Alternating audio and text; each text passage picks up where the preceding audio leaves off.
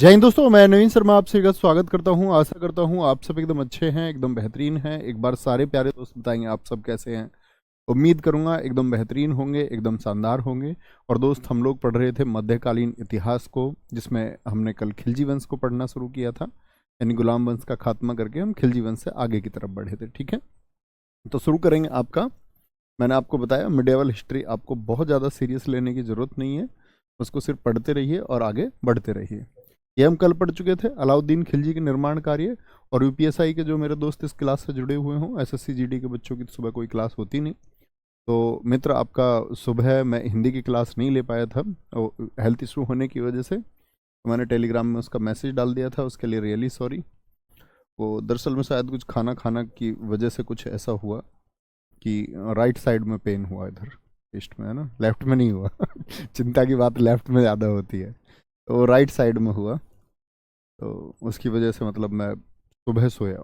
सुबह सोने से मतलब 5 बजे, तो फिर वो आँख खुली नहीं। आगे आप बात करते हैं कि अलाउद्दीन की बात हमने कर ली। अलाउद्दीन खिलजी, मुझे बताइए अलाउद्दीन खिलजी का शासनकाल क्या था। ठीक है, तो अलाउद्दीन खिलजी के बाद में जो गद्दी पर बैठा मलिक काफूर, बहुत कम लोग जानते हैं कि क्या मलिक काफूर भी दिल्ली का शासक रहा था। तो आप कहेंगे भैया 36 डेज तक, 36 दिन तक मलिक काफूर भी गद्दी पर रहा। और इवन इसने अलाउद्दीन खिलजी के बेटों को बहुत बुरी तरह से मारा।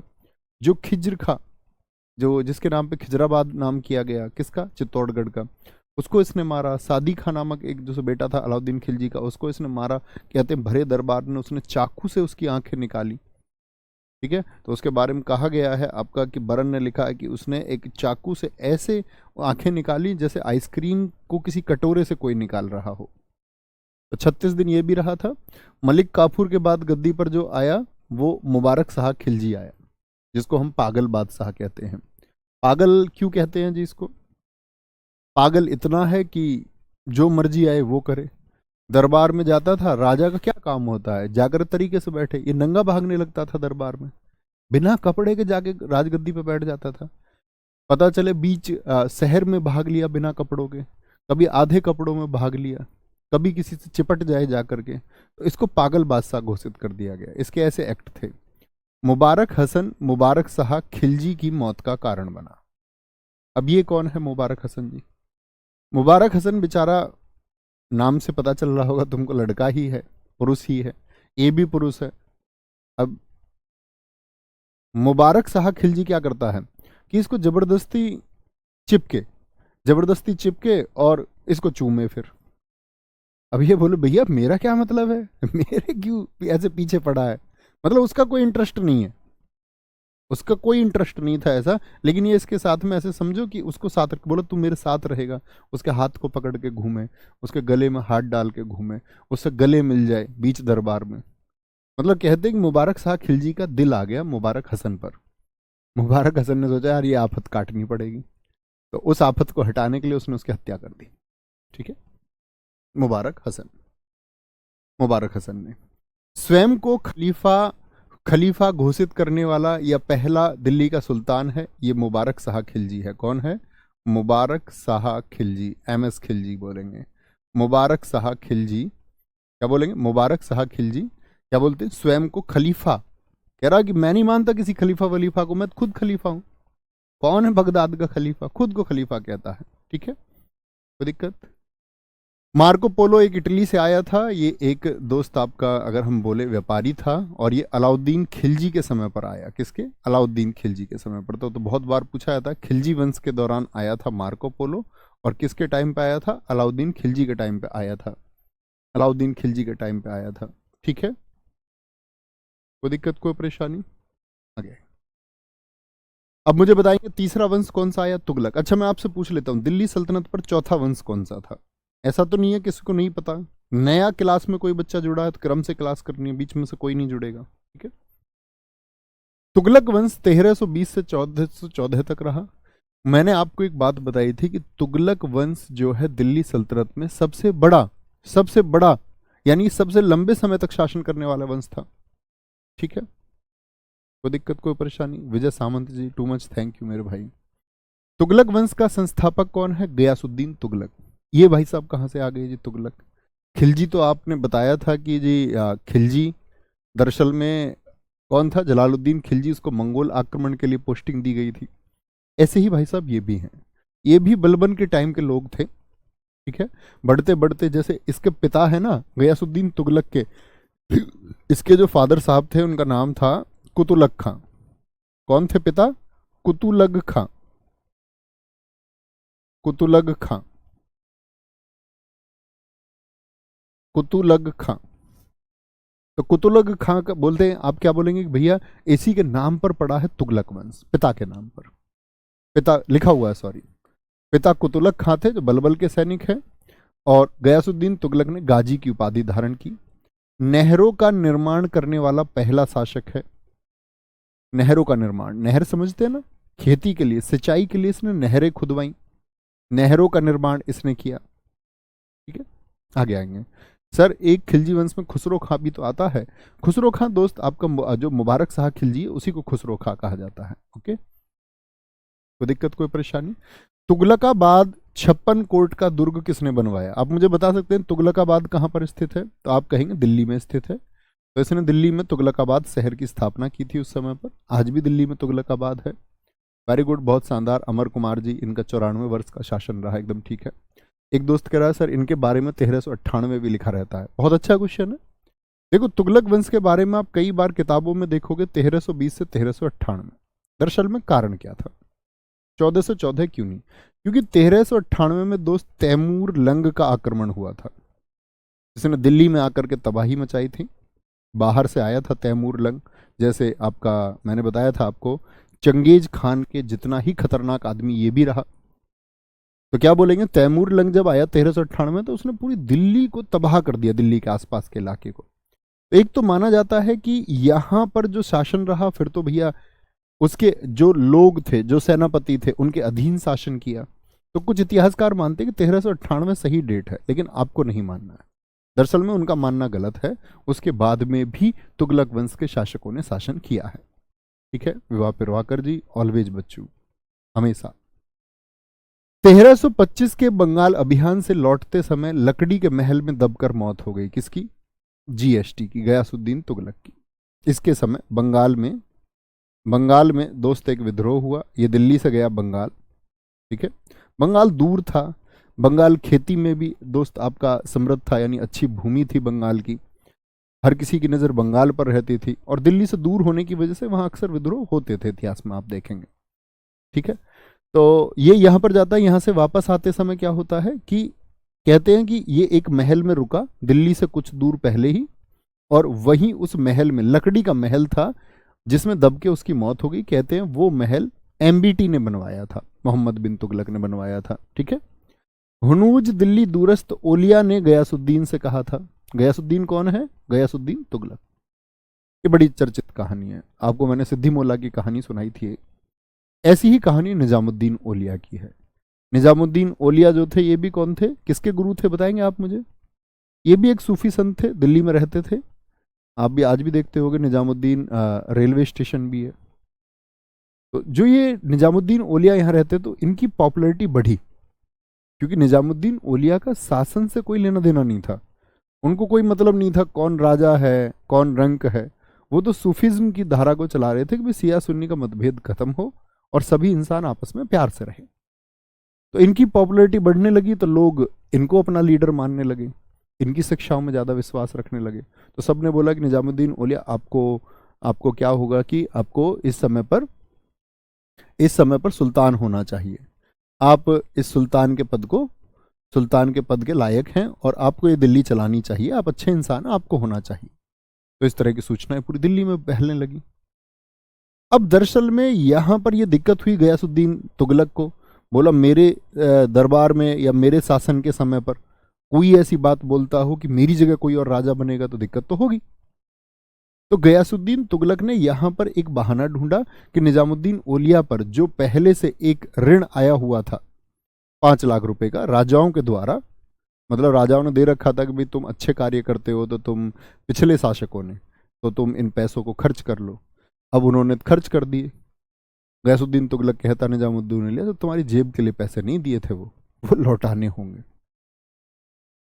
और बंगाल अभियान के दौरान इसको पता चला कि जब ये बंगाल पहुंच गया कि दिल्ली में साजिश कर रहा निजामुद्दीन औलिया गद्दी पर बैठने की, तो इसने अपने गुप्तचर और तेजी से भेजे कि इतने गयासुद्दीन तुगलक दिल्ली पहुंचे, इतने तुम दिल्ली खाली कर देना, दिल्ली में दिखाई मत देना। यानी गयासुद्दीन तुगलक कहता जब तक मैं दिल्ली पहुंचू तो तुम निकल जाना दिल्ली से, और नहीं आते ही पता नहीं क्या हाल तुम्हारा किया जाएगा। अब दिक्कत आई भैया इस बात पे, तो तब उन्होंने पत्राचार के माध्यम से वापस खबर करवाई, हुनूज दिल्ली दूरस्थ, हुजूर अभी दिल्ली दूर है, पहले दिल्ली आ तो जाओ। अब लोग कहते हैं कि निजामुद्दीन औलिया भी इसमें शामिल थे कि मोहम्मद बिन तुगलक के साथ मिलके उन्होंने क्या कर दिया, खात्मा करवा दिया गयासुद्दीन तुगलक का। तो गयासुद्दीन तुगलक कितने दिन गद्दी पर रहा जरा बताएं? तो आप कहेंगे भैया GST, goods and service tax ना बोलना भैया, 1320 से 25, 5 वर्ष तक रहा। फिर कौन आया? मोहम्मद बिन तुगलक, शासन करेगा 1325 से 1351 तक। मोहम्मद बिन तुगलक से बहुत क्वेश्चन पूछे जाते हैं। ओके, आगे एमबीटी, कौन है एमबीटी? पूरा नाम बताइए एक बार। मोहम्मद बिन तुगलक। और अगर मैं बोलूं कि ये समय से आगे का सोचने वाला आदमी था, और जो समय से आगे सोचता है तो उसको लोग फिर पागल भी कह देते हैं। ईश्वर चंद्र विद्यासागर ने जब कहा कि विधवा विवाह को खत्म करेंगे तो सबने ईश्वर चंद्र विद्यासागर जी को मूर्ख कह दिया। धोंदो केशव कर्वे जब स्त्री शिक्षा की बात करते, लोग बोलते कि लड़कियां भी कभी पढ़ती होंगी, मूर्ख धोंदो केशव कर्वे, क्या कहते हो तुम? राजा राम मोहन राय को गालियां दी लोगों ने, स्वामी विवेकानंद जी, स्वामी दयानंद सरस्वती जैसे लोगों को लोगों ने गालियां दी। तो मोहम्मद बिन तुगलक भी समय से आगे की सोच रखने वाला आदमी था, लेकिन बेचारे का दुर्भाग्य यह है कि उसने जो कुछ सोचा वो कभी सफल नहीं हुआ। उसकी योजनाएं ठीक थी, मतलब बोलते ना कि अपनी सहज बुद्धि, इंट्यूशन से उसने सोचा सही, लेकिन वर्क नहीं कर पाया।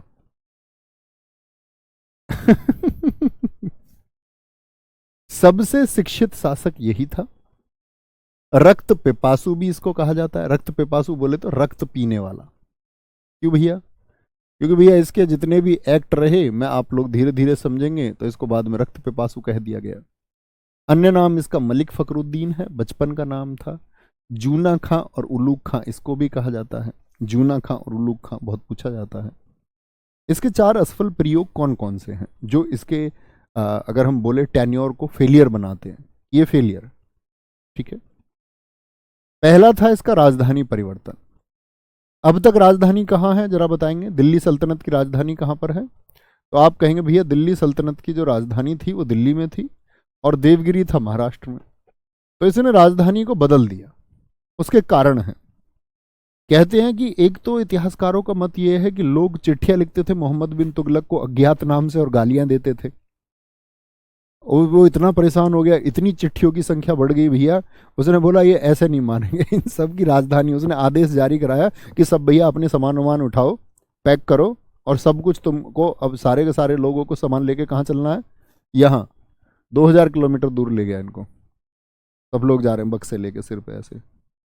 वहां उसने सारी व्यवस्थाएं की, हालांकि बेचारे ने खेती की व्यवस्था, लोगों के लिए सब रास्ते में लोग जाए उनको परेशानी ना हो उसकी व्यवस्था, सब उसने लोगों के फेवर के लिए किया। क्योंकि उसका एक उद्देश्य ये भी था कि दिल्ली रहते हुए सब कंट्रोल नहीं किया जा सकता। उसने माना कि देवगिरी में रहते हुए इधर तो अपना हो ही चुका है कंट्रोल, अब देवगिरी राजधानी बनानी चाहिए। एक पक्ष ये भी है ताकि दक्षिण को नियंत्रित किया जा सके। लेकिन क्या पूरे के पूरे एक शहर को, हजारों लोगों को जब कहीं और ले जाके रखा गया तो काहे को मन लगता था उनका? सब उदास थे। एक दिन वहां पर बीमारी भी फैली, फिर प्लेग बीमारी का दौर था। वो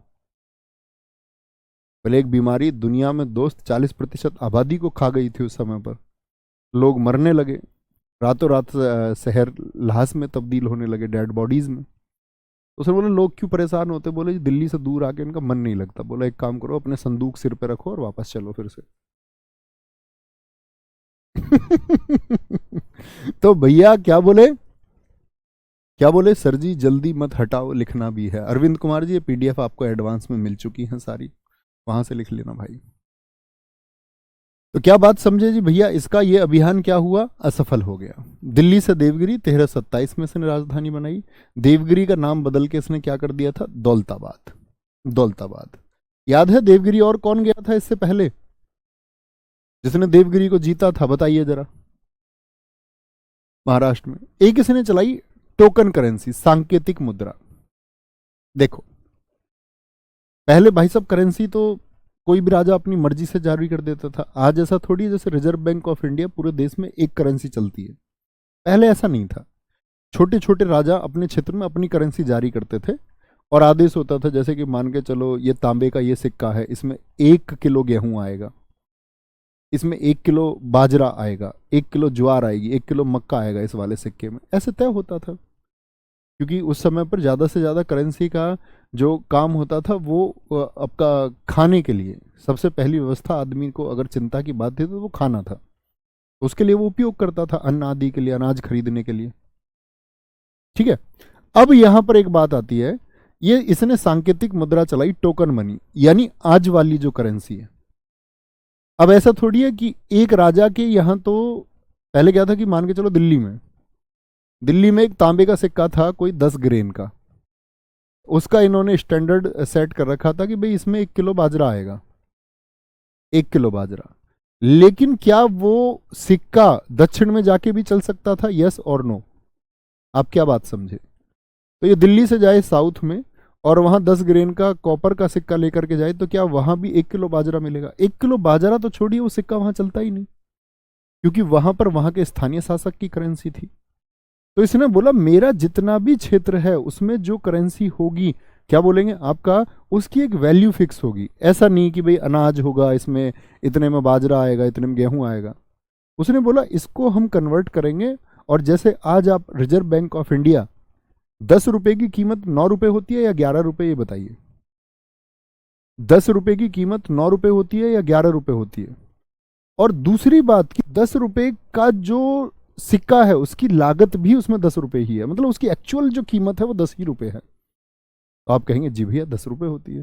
तो वो उस टाइम पे बेचारा सोच रहा था उसको, जो बाद में रिजर्व बैंक ऑफ इंडिया या बाद में जो सेंट्रल बैंक थे उन्होंने किया।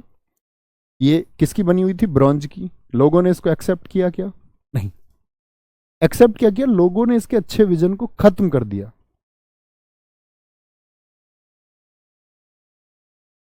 समझा नहीं? क्या बोल रहे हो? मुझे नहीं पता दिक्कत आई थी। एक बार दोस्त थम्स अप करके बताएंगे क्या क्लास में कोई दिक्कत आई थी बीच में? अरे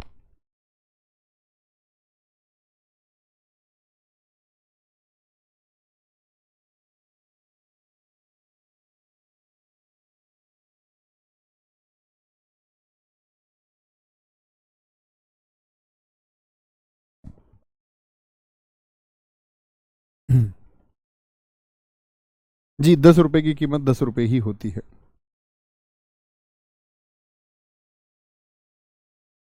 हेलो हेलो हेलो।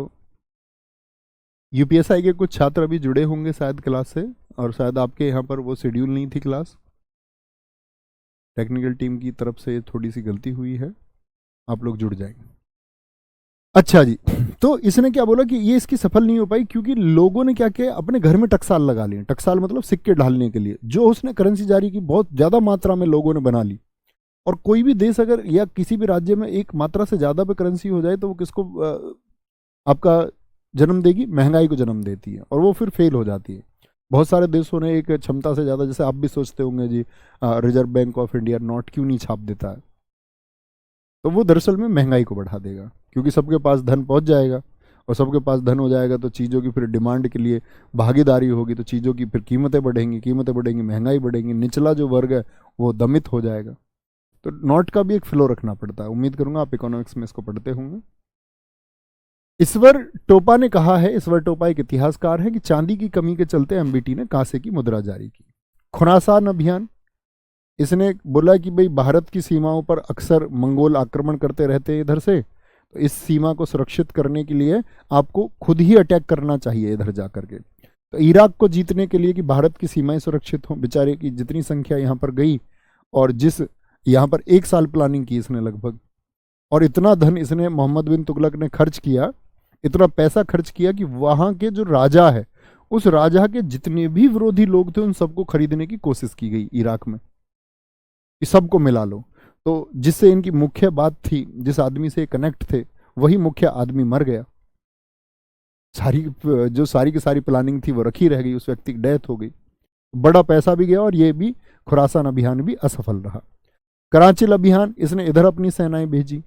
कहते हैं कि इसकी सेना में लगभग 30,000 लोगों ने इधर कूच किया था, जिनमें से लोगों ने उनको घाटियों में पत्थरों से मारा और अंत में कहते हैं कि इसमें 3 लोग ही जीवित बचे 30,000 में से। तो कराचिल अभियान भी बेचारा क्या बोलेंगे, क्या बोलेंगे भाई, बहुत बढ़िया, बहुत शानदार।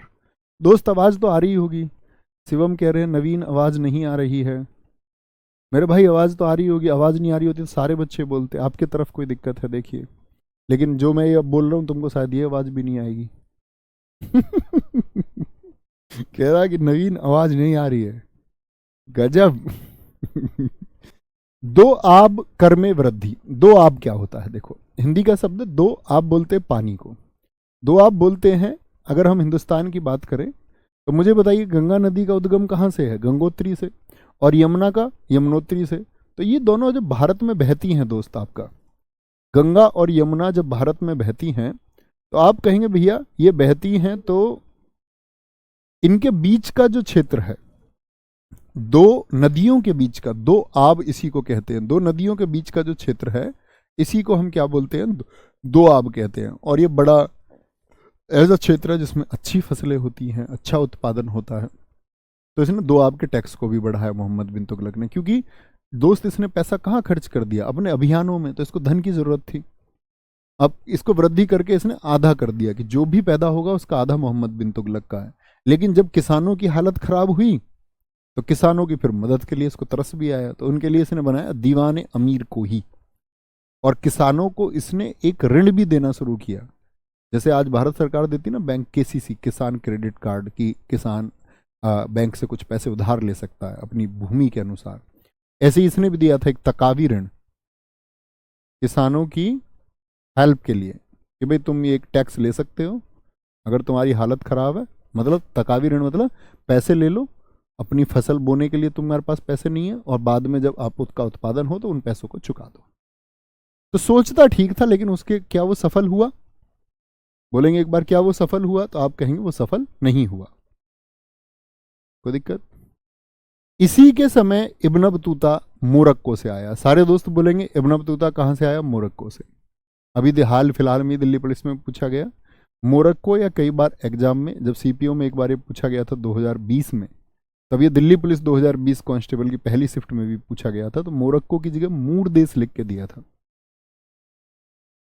कौन आया जी, बोलेंगे फटाफट से, इब्न बतूता, बगल में जूता। कब आया है इब्न बतूता, 1333 में। तो ये किसका शासनकाल है, मैं आपसे कभी भी पूछूंगा दोस्त, प्रैक्टिस सेशन में भी मैं आपसे पूछूंगा लगातार मोहम्मद बिन तुगलक का शासनकाल, तो मुझे उस टाइम सारे दोस्तों की तरफ से आंसर चाहिए 1325 से 51। इंटेलिजेंट आदमी था, मोहम्मद बिन तुगलक से मिला तो मोहम्मद बिन तुगलक इसकी विद्वता से बहुत प्रसन्न होता है, इसको दिल्ली का काजी बनाया। काजी बोलते थे न्याय विभाग का प्रमुख, काजी बोले तो ऐसे समझो जैसे दिल्ली का हाई कोर्ट का चीफ जस्टिस है, तो इसको न्याय विभाग का सबसे चीफ बनाया, ठीक है। और अपना दूत बनाकर 1342 में चाइना भेजा। क्या बोलेंगे, कहा, अपने मैसेजेस को या अपने संबंधों को आगे भेजने के लिए अपना मैसेंजर बना करके, अपना एम्बेसडर बना करके इसको कहाँ भेजता है, चाइना भेजता है, ठीक है। बहुत बढ़िया, वेरी गुड वेरी गुड, बहुत शानदार। आगे चलेंगे, क्या बोलेंगे जी, इसकी पुस्तक का नाम है किताबुल रेहिला, जिसको हम रेहिला भी कहते हैं। क्या कहते हैं इसको हम, रेहिला। सिर्फ रेहिला लिखा हुआ भी एग्जाम में मिलता है, कभी गलती नहीं करनी है। तो एक सिंपल सा पिंसर याद रखना है कि इब्न बतूता किसके टाइम पे आया, मोहम्मद बिन तुगलक के टाइम पर आया। शुभम कुमार सिंह जी कह रहे हैं जी रेहिला इसकी पुस्तक थी, बहुत शानदार। मोहम्मद बिन तुगलक के समय 1336 में राय बंधुओं ने, हरिहर राय और बुक्का राय ने विजयनगर साम्राज्य की स्थापना की। ये हम पढ़ेंगे, विजयनगर में आपको पूरा पढ़ाऊंगा। तो किसके समय पर, किस वर्ष में, उस समय पर मैं आपसे क्वेश्चन करूंगा कि मोहम्मद बिन तुगलक के समय पर ही। दरअसल में क्या हुआ था कि मोहम्मद बिन तुगलक ने जब आक्रमण किया वहां पर दक्षिण में, तो वहां से बंदी बनाया इनको, यादव वंश के लोगों को, और जब बंदी बना लिया तो बंदी बना के वो तो बड़े चालू थे, यहाँ करके इस्लाम भी उन्होंने एक्सेप्ट कर लिया। और वापस से जब एक अभियान दक्षिण में जाना था मोहम्मद बिन तुगलक के टाइम पर, उन्होंने बोला जी हम दक्षिण को अच्छे से जानते हैं, हम जाके लीड करने दो हमको। हम तुम्हारे विश्वास पात्र है, तुम्हारे कहने से धर्म बदल लिया। वापस गए और फिर से इस्लाम से हिंदू में कन्वर्ट हो गए, अपना राज्य बनाया वहां जाकर के। ये बात हम करेंगे, ठीक है। इनके गुरुजी का नाम हरिहर और बुक्का राय के गुरुजी का नाम विद्याधर है। इनकी राजधानी हम्पी थी। ये बनाई थी इन्होंने तुंगभद्रा रिवर के किनारे। अभी एसएससी सीजीएल मेंस में पूछा गया था कि विजयनगर की राजधानी जो हम्पी थी वो किस नदी के किनारे थी। ओके। एमबीटी के समय ही 1347 में हसन गंगू नामक एक व्यक्ति है जिसने आपका बहमनी साम्राज्य की स्थापना की। बहमनी साम्राज्य बना आपका दक्षिण में ही कर्नाटक में, और ये आपका अगर हम बात करें विजयनगर साम्राज्य, ये भी आपका दक्षिण में स्थापित हुआ। कोई दिक्कत, कोई परेशानी? तो कितने बने, एक बार आंखें बंद करके बोलिए जी। 1336 में हरिहर राय और बुक्का राय ने, और आपका हसन गंगू ने 1347 में। ये दो स्वतंत्र राज्य बने मोहम्मद बिन तुगलक के समय, जो दर्शाता है कि मोहम्मद बिन तुगलक के समय लोग क्या करने लगे, अपनी स्वतंत्र सत्ता की स्थापना करने लगे। ये आपको पता होना चाहिए, ठीक है। वेरी गुड अमन राजपूत, बहुत शानदार। आगे आएंगे। तीसरा शासक कौन आता है मोहम्मद बिन तुगलक के बाद में? मोहम्मद बिन तुगलक की मौत हो गई थी, उसको लू लग गई थी।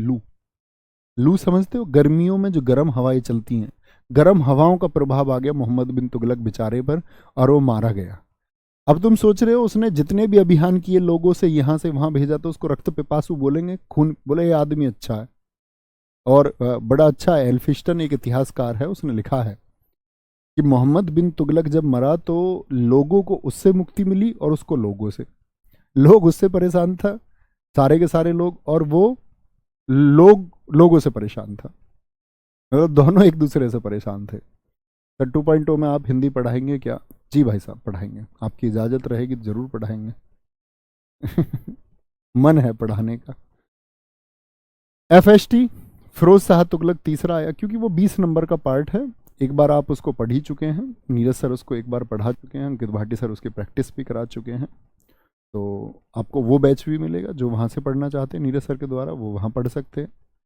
और एक अब मैं पढ़ा देता हूँ, जिनकी बच्चों की इतनी डिमांड थी लगातार, तो उनका भी भला हो जाएगा, है ना।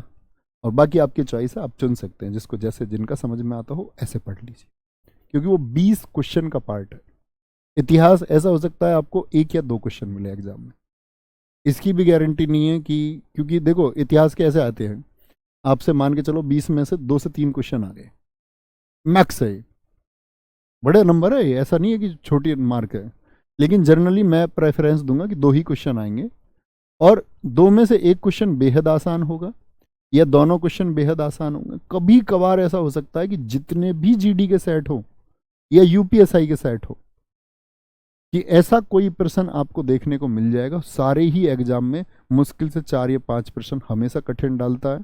कोई कोई प्रश्न मेरे लिए जवाब देना कठिन हो जाता है, वो आपके लिए भी कठिन होगा। तो इसीलिए कभी भी एग्जाम क्वालिफाई करना है तो ये जान लीजिए कि हमको पढ़ना किस तरह से है। और यही है भैया कि यही नहीं पता पढ़ना कैसे है, तो फिर तो पूरे जीवन पढ़ते रहिए, ठीक है। आगे तीसरा शासक कौन आया? फिरोज शाह तुगलक। पहले कौन था? गयासुद्दीन तुगलक। शासनकाल बताइए इसका, 1320 से 25। फिर मोहम्मद बिन तुगलक है, MBT, और फिर आया फिरोज शाह तुगलक, FST। इसको सिकंदर लोदी और औरंगजेब का अग्रगामी, यानी ये इन दोनों से पहले आ गया। इसके बाद में आएगा सिकंदर लोदी। आपका अगर मैं बात करूं, सिकंदर लोदी था आपका 1489 से 1517। ये गद्दी पर रहेगा 1489 से 1517। और दोस्त जो औरंगजेब है, औरंगजेब रहा था आपका 1658 से 1707। और ये कब है आपका? 1351। तो इन दोनों से पहले है। तो भैया ऐसे तो ये बहुत सारे राजाओं से पहले है, फिर इन्हीं दोनों का अग्रगामी क्यों? इन दोनों का अग्रगामी क्यों? क्योंकि इन दोनों की जो नीतियां हैं, ऐसी ही नीतियां फिरोज शाह तुगलक की हैं। कैसे जी? जैसे सिकंदर लोदी और औरंगजेब ने बहुत सारी रोक, बहुत सारे रेस्ट्रिक्शंस अपनी जनता पर लगाए, ऐसे ही फिरोज शाह तुगलक ने भी लगाए। सल्तनत काल का अकबर इसी को कहा जाता है, एलियट ने कहा है। वास्तविक नाम कमालुद्दीन फिरोज था, बहुत पूछा जाता है कौन सा शासक है जिसका वास्तविक नाम कमालुद्दीन फिरोज था।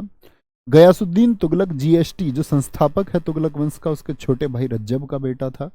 इसकी माता का जो नाम था वो बीबी जैला था, जो एक हिंदू थी। फिरोज शाह तुगलक की माता कौन थी? एक हिंदू थी, इनका नाम है बीबी जैला। ठीक है। तकावी ऋण जो मोहम्मद बिन तुगलक ने किसानों को दिया था, उसने इसने माफ कर दिया। मोहम्मद बिन तुगलक ने कहा था कि भाई ले लो डेब्ट, कर्जा ले लो, लेकिन वापस बाद में वापस कर देना। इसने बोला नहीं, वापस करने की जरूरत ही नहीं है। और इवन जो सल्तनत काल के 24 कर थे उनको इसने खत्म कर दिया। जो पुराने टैक्स चल रहे थे बहुत सारे खत्म कर दिया, और सिर्फ 4 कर और एक कर मुख्य कर नहीं है, उसको भी काउंट किया जाता है। मुख्य 4 टैक्स इसने लगाए। खराज कर यानी जमीन पर आप जो उत्पादन करते हो उसका 1/6 हिस्सा। जो आपका मुस्लिम लोग हैं उन पर इसने 2.5%। ठीक है। जजिया इसने ब्राह्मणों पर, क्या बोलेंगे? जजिया।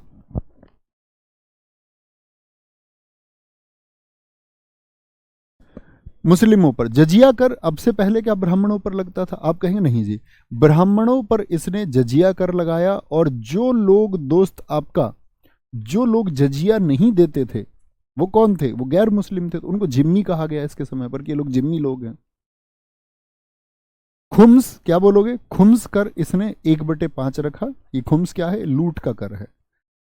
मुझे बताइए, मैं आपसे जानना चाहूंगा कि अलाउद्दीन खिलजी ने लूट को कितना कर दिया था?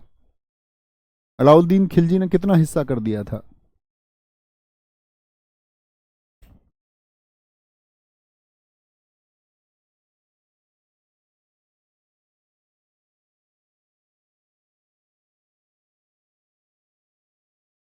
कोई दिक्कत, कोई परेशानी?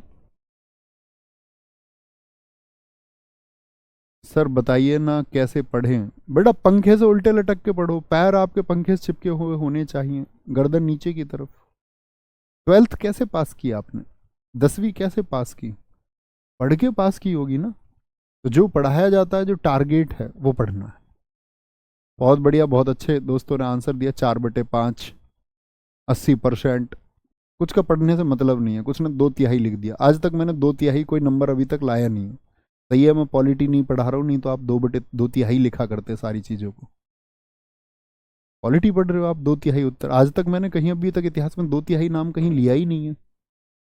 इतना तो सेंस रखो कि आज तक 2/3 नाम ही नहीं आया। 4/5 वाले सारे दोस्त, मैं उम्मीद करूंगा आप अच्छे बच्चे की तरह अपना सिलेक्शन और अपनी मेहनत को सिलेक्शन में कन्वर्ट आप करें। ठीक है, आगे आए। सिंचाई कर इसने लगाया। एक हबे सर्व ये अतिरिक्त कर था, क्योंकि बोलते हैं कि भाई मैंने आपको बताया गयासुद्दीन तुगलक वो पहला व्यक्ति जिसने नहरों का निर्माण किया, लेकिन सबसे ज्यादा नहरें किसने निकलवाई हैं? सबसे ज्यादा नहरें ये फिरोज शाह तुगलक ने निकलवाई हैं। इस तरह का प्रश्न कभी आए तो क्या बोलोगे? सबसे ज्यादा नहरें। सबसे ज्यादा नहरें किसने निकलवाई हैं? क्या बोलोगे?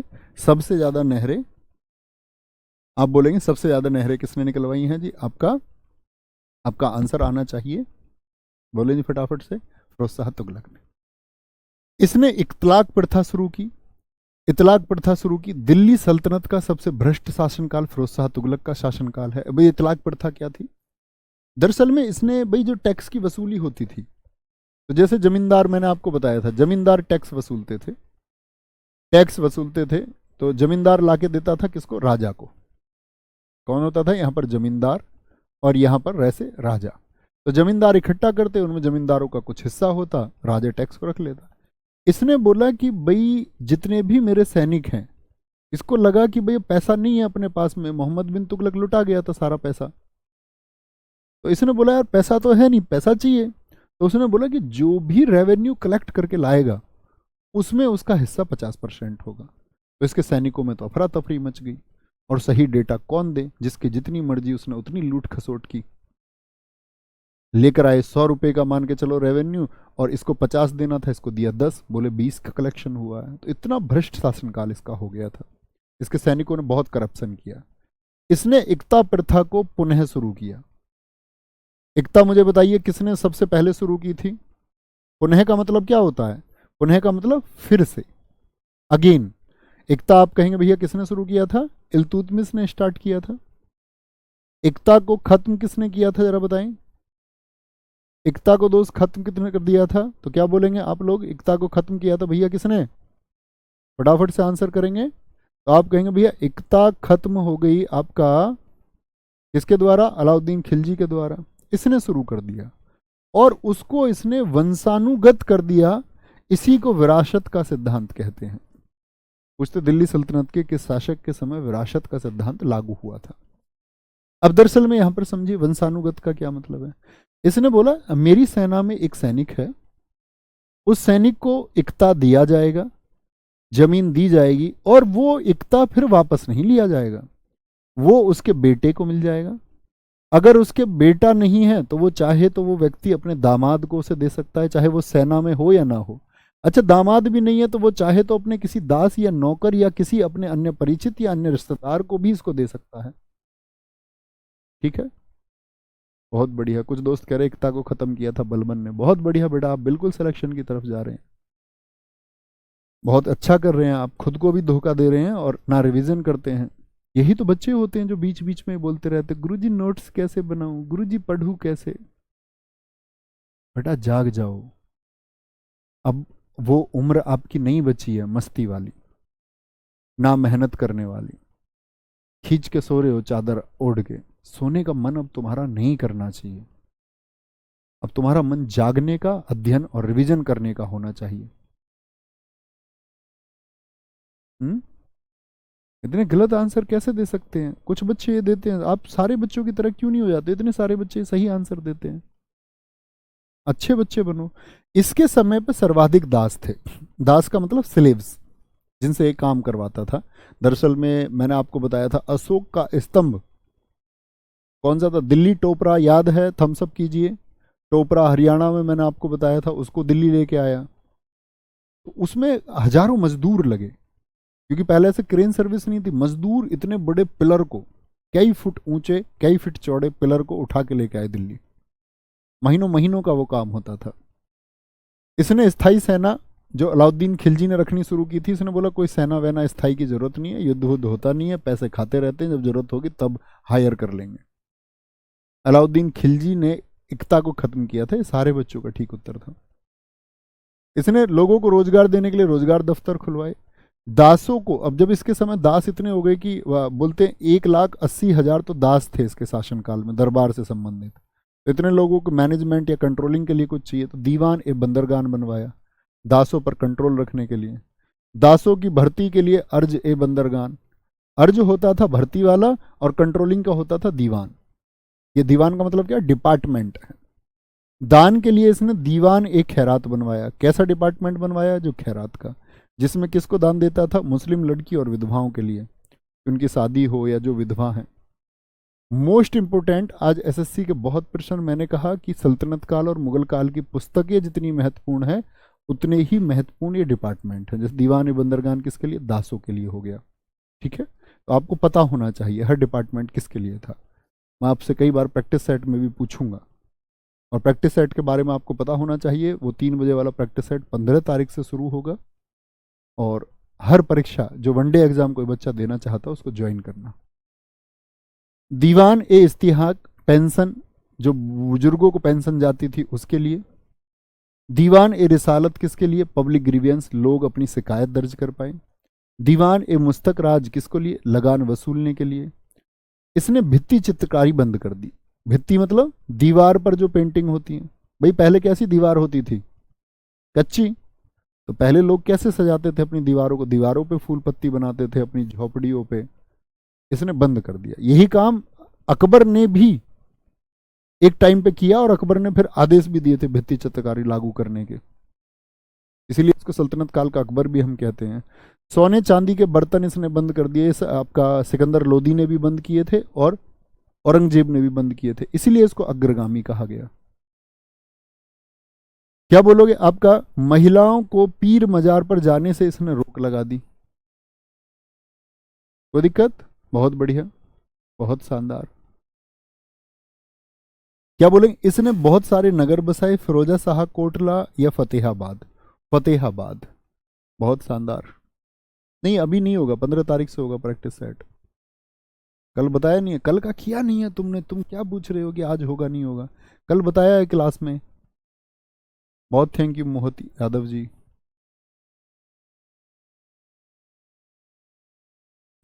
बहुत शानदार, बहुत शानदार, वेरी गुड। हरीशचंद्र, कुनीता, अतुल।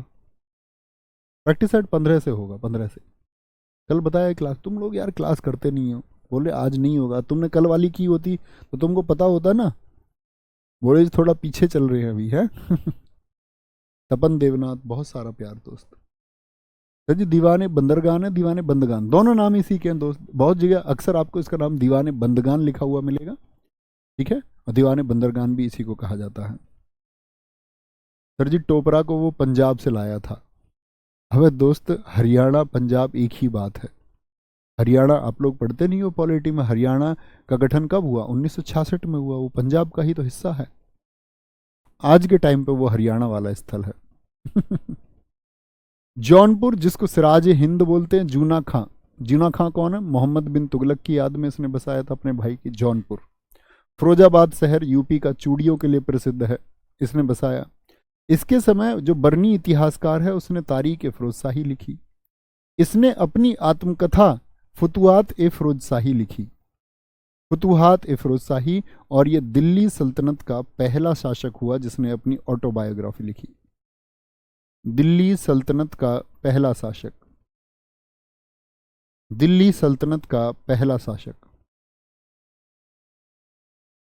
दिल्ली सल्तनत का पहला शासक। इसने चांदी का शशगनी सिक्का भी चलाया। चांदी का क्या चलाया? ससगनी। ससगनी मतलब नाम है सिक्के का। बहुत बढ़िया। कुछ दोस्तों ने लिखा है जी पेप्सू के तहत गठन हुआ था। बहुत शाबाश, वेरी गुड बच्चों। यह अशोक के दो स्तंभों को, टोपरा स्तंभ हरियाणा से और मेरठ यूपी से। फिरोज शाह तुगलक के बेटे उसके शासनकाल में ही मर गए, ठीक है, दो बेटे, बड़े बेटे। तीसरा बेटा फतेह खां, ये आपका गयासुद्दीन मोहम्मद शाह के द्वारा मारा गया, यानी इसके बेटे बहुत कामयाब शासक नहीं रहे। 1368 में इसने कुतुब मीनार की मरम्मत कराई है, ये इंपॉर्टेंट बात है। कौन सी मंजिल बताई थी मैंने आपको कि कुतुब मीनार की कौन सी मंजिल फिरोज शाह तुगलक ने बनाई? देखो, दिल्ली में ये यहाँ पर फिरोज शाह तुगलक के शासनकाल में कुतुब मीनार पर बिजली गिर गई थी, और बिजली गिर गई तो कुतुब मीनार क्षतिग्रस्त हो गई, तो इसने उसको दोबारा से ठीक कराया है, ठीक है। और अगर हम बात करें आपका, ठीक तो इसने करा दिया। एक बार सन 1505 में दिल्ली में भूकंप आया था, तब भी कुतुब मीनार आपका नुकसान हो गया था उसमें, तब सिकंदर लोदी ने उसको ठीक कराया था, ठीक है। फिरोज शाह तुगलक के बाद का जो शासक है कौन बन गया? जब इसके बेटे फतेह खां को मारा गयासुद्दीन मोहम्मद शाह ने, और ये 1388 में शासक बना। ये छोटे छोटे शासक हैं। फिर आपका ये GTS है, गयासुद्दीन तुगलक शाह है। फिर आपका ABS है, ठीक है, अबू बकर शाह है। ये छोटे छोटे शासनकाल हैं, आपको याद नहीं करने हैं। यानी फिरोज शाह तुगलक के बाद में शासक कैसे हुए? छोटे छोटे हुए। नसरुद्दीन मोहम्मद शाह हुआ, अलाउद्दीन सिकंदर शाह हुआ, इसको बोलते हैं हुमायूं।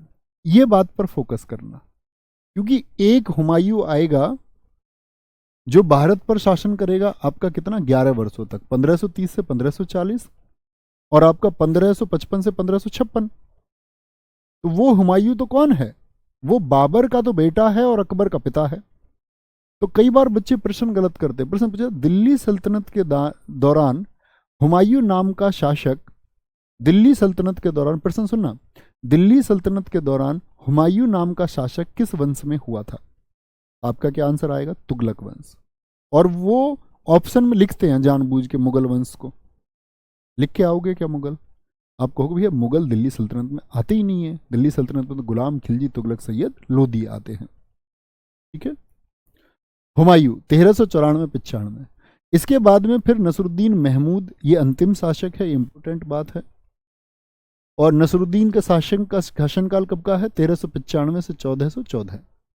इसी के समय तैमूर लंग जो मिड एशिया से आया, इसने भारत पर आक्रमण किया, और आक्रमण नहीं किया, तबाही मचाई है। भारत के इतिहास का सबसे घिनौना नाम कहा जाता है इसको।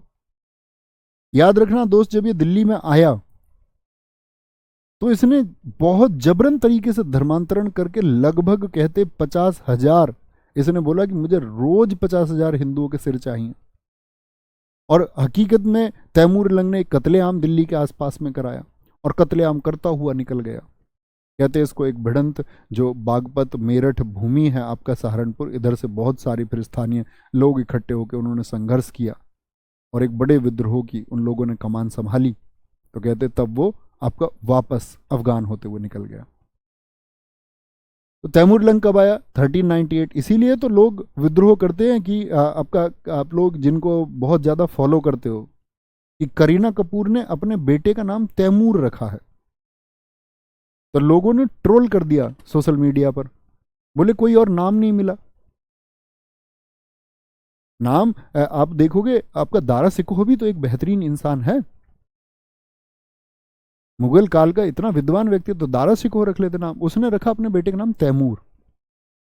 अब तुम सोचिए, ऐसा व्यक्ति जो नाम देश में इतना घृणित है, उस नाम को, तो वो उन्होंने बोला कि तैमूर नाम का एक ही आदमी थोड़ी है दुनिया में, अच्छे तैमूर भी। ख्वाजा जहां ने जौनपुर में सरकी वंश की स्थापना की इसी के समय पर, जिसका नाम है ख्वाजा जहां, बोले तो मलिक सरवर। इसके दौरान की है इसने, ये तुगलक वंश के दौरान। फिर छोटा सा वंश है सैयद वंश, ये आपको याद रख लेना है। सैयद वंश कौन से नंबर का वंश है और कितने वर्षों का शासनकाल है, इसके सिर्फ आप संस्थापक याद रख लेना, इतना मात्र काम करना है। इसको हम रैयत आला कहते हैं। इसका खुद का शासनकाल 1414 से 1421 है। फिर बाद में मुबारक शाह, मोहम्मद शाह, आलम शाह, प्रथम और अंतिम शासक किसी भी वंश के नहीं भूलने हैं। एसएससी के सबसे इंपॉर्टेंट क्वेश्चन होते हैं संस्थापक और अंतिम शासक, राजाओं से बहुत जटिल प्रश्न नहीं पूछता। इसी के समय तारीख ए मुबारक शाही, इस राजा का विवरण दिया गया है किसने? याहिया बिन सरहिंदी ने। बहुत इंपॉर्टेंट बुक है तारीख ए मुबारक शाही, याहिया बिन सरहिंदी ने लिखी है। किसके बारे में? तो आप कहेंगे सैयद वंश के मुबारक शाह के बारे में जानकारी देती है। ठीक है, बहुत बढ़िया। चौथा वंश है और 37 वर्षों तक इसका शासन रहा। मुझे बताइए पांचवा वंश कौन सा आएगा? तो गुलाम, खिलजी, तुगलक, सैयद, और सैयद के बाद में आए लोदी। दिल्ली पर ये पांचवा वंश है। लोदी ये दरअसल में आपका गिलजाई जाति से संबंध रखते थे, और दिल्ली पर ये प्रथम अफगान वंश है। आप कहेंगे भैया अफगान कैसे?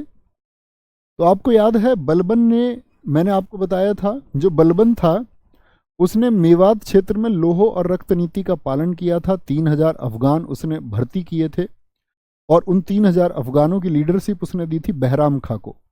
बहराम खां का ही बेटा हुआ मलिक काला, और मलिक काला का ही बेटा है बल्लू।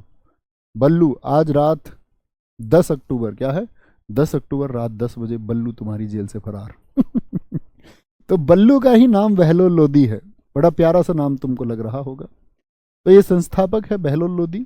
ये गद्दी पर बैठा कितने वर्षों के लिए, जरा बताना? तो आप कहेंगे भैया 38 ईयर्स। और दिल्ली सल्तनत में इससे बड़ा शासनकाल किसी का नहीं है। इसने बड़े उदारवादी तरीके से शासन किया, दरी पर बैठकर शासन करता था, ठीक है, लोगों की समस्याओं को सुनता था। और इसने ये दिख गया, क्योंकि ये भी बुजुर्ग हालत में एक शासक बना था। इसने देख लिया कि भाई विद्रोह करने की क्षमता नहीं है, लोगों में सामंजस्य बैठा के शासन करते हैं। ओके, तो क्या बोलेंगे? दिल्ली सल्तनत में सबसे बड़ा शासनकाल इसी का है। मुगलों में है अकबर का 49 वर्ष का, औरंगजेब का 49 वर्ष का, लेकिन दिल्ली सल्तनत में इससे बड़ा शासनकाल किसी का नहीं है। बहलोल लोदी का 2 बार राज्याभिषेक हुआ है, और ये अन्य व्यक्ति हैं जिनका 2 बार राज्याभिषेक हुआ है। छत्रपति शिवाजी महाराज जी हैं। इब्राहिम लोदी का भी 2 बार हुआ, सिर शाह सूरी का 2 बार हुआ, औरंगजेब का 2 बार राज्याभिषेक हुआ है। एफएसटी जो फिरोज शाह तुगलक था, उसका भी 2 बार राज्याभिषेक हुआ था। एक बार ठट्टा में, हरियाणा की तरफ, पंजाब की तरफ, और एक बार आपका दिल्ली में। बहलोल लोदी का 2 बार राज्याभिषेक हुआ, और ये दरी पर बैठकर शासन करता था।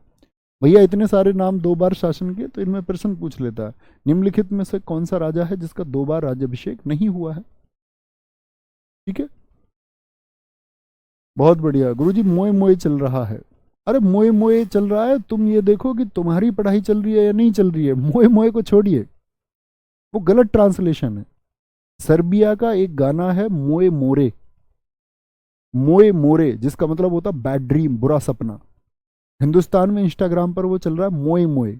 लड़कियां भी वीडियो बना रही है मोए मोए, लड़के भी मोए मोए। उनको कोई मतलब नहीं है क्या उसका मतलब है, बुरा सपने पे वो बना रहे हैं लोग। मोए मोरे को क्या कर दिया, मोए मोए। हिंदुस्तान जो ज्ञान का केंद्र था उसको आज के छपरियों ने बिल्कुल बर्बाद करके रख दिया। उनको एक देहले का ज्ञान नहीं है, वीडियो बनानी है, और लोग ये समझते हैं कि उनके बहुत ज़्यादा मिलियंस में फॉलोअर्स हो गए तो बड़ी अच्छी बात है। और क्योंकि कुछ मूर्ख लोग उनको फॉलो भी करते हैं। अब सोचो, किसी एक छपरी को अगर 10 मिलियन लोगों ने फॉलो कर रखा है, तो 1 करोड़ लोग तुम उनको बुद्धिमान छात्र समझोगे या बुद्धिमान युवा समझोगे? वो मूर्ख हैं 1 करोड़, जो किसी छपरी को फॉलो कर रहे हैं। आप ये समझे कि आपने किसी चैनल, एजुकेशनल चैनल को अगर आप 1 करोड़ बच्चे सब्सक्राइब कर रहे हैं, इसका मतलब क्या होता है? इसका मतलब होता है ये पढ़े लिखे बच्चे, ये अपने भविष्य के बारे में जागरूक बच्चे हैं, सोचने वाले बच्चे हैं कि मेरा भविष्य किस दिशा में जा रहा है या कल कैसे जाएगा। एटलीस्ट मेहनत तो करना काम है ना। अब लोग समझ रहे हैं यार भाई उसके जो है ना 10 मिलियन फॉलोवर है, उसके 5 मिलियन है। वो उस निषाद कुमार की होड़ बिल्कुल नहीं कर सकता जिस निषाद कुमार ने इस देश के तिरंगे को पैरालंपिक में फहराया। उसके 20 के फॉलोवर है, तो फॉलोवर से क्या मतलब है? हमारे गांव के बराबर में वरुण सिंह भाटी, मैंने देखा एक दिन उनका ऑफिशियल अकाउंट, उनके 10.3 के फॉलोवर। कोई मतलब ही नहीं होता भाई फॉलोवर कितने हैं। तुम्हारे 100 फॉलोवर है, एक भी फॉलोवर नहीं। तुम इंस्टाग्राम नहीं चलाते। ऐसी कितनी ग्रेट पर्सनैलिटी इस दुनिया में नहीं इंस्टाग्राम इस्तेमाल करती। इन सब चीजों का आधार ही नहीं है। अपने बारे में आप जानते हैं आपका व्यक्तित्व कैसा है, और दुनिया कैसे बोले तुम्हारे व्यक्तित्व अच्छा होने के बाद में तुम्हें फर्क नहीं पड़ना चाहिए। दुनिया हर अच्छे काम को दुनिया अपने नजरिए से समझती है। जिनका पॉजिटिव एटीट्यूड है वो चीज़ों को पॉजिटिवली सोचते हैं, और जिनका बेकार और खराब माइंडसेट है वो हर चीज़ में कमी ढूंढते हैं। समझ रहे हैं? ये तुम्हारे लिए नहीं है भाई, आप खुद में ग्रेट पर्सनालिटी हो। अगर आप पढ़ाई कर रहे हो, आप अपने जीवन को अच्छा करना चाह रहे हो, तुमसे बेहतर भाई कोई नहीं है। इस संघर्ष में कुछ लोग खुद को बेहतर बना जाएंगे और शायद कुछ रह जाएंगे तो कुछ और करेंगे।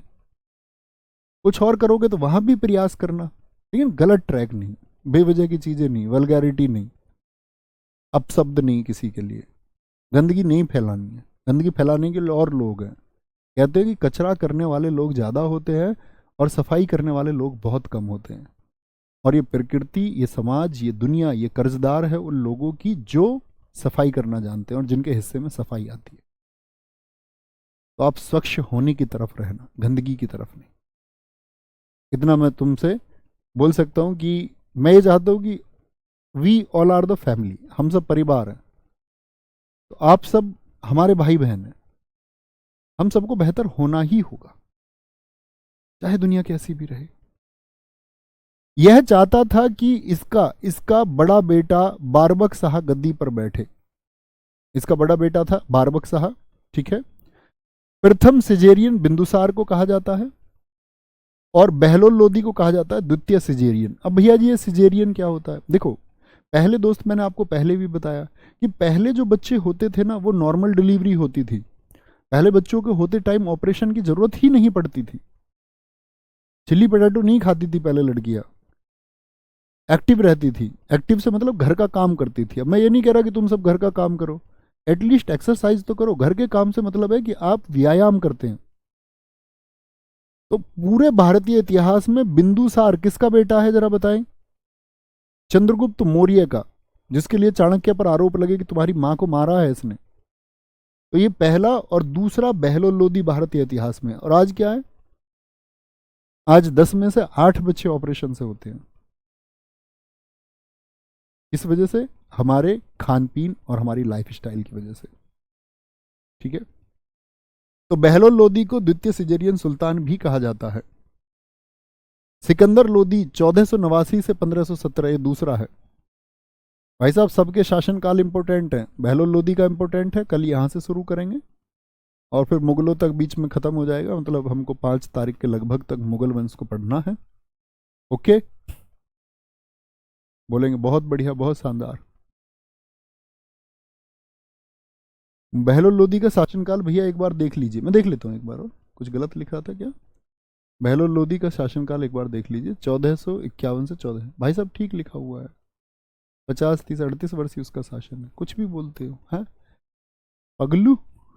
मिलते कल की क्लास में। बाय बाय, टेक केयर, जय हिंद, जय भारत, नमस्ते। Thank you.